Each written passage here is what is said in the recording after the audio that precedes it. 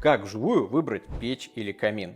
У большинства современных печей или каминов для защиты топки используется футировка. И это чаще всего два варианта. Либо шамот, либо вермикулит. Если мы говорим про шамот, по нему тоже достаточно легко можно понять, какой из них хороший, какой плохой. Хороший шамот, он, как правило, крепкий, монолитный, достаточно толстый и лежит плотно друг к другу. Если вы видите, что шамот сыпется, он из каких-то неровных плит, которые неплотно прилегают друг к другу и шатаются, это дешевый шамот. С вермикулитом то же самое. Хороший качественный вермикулит, плотный даже на ощупь, дешевый вермикулит рассыпается прямо у вас в руках. А для того, чтобы понять, в какой печи используется какая футировка, переходите на наш канал.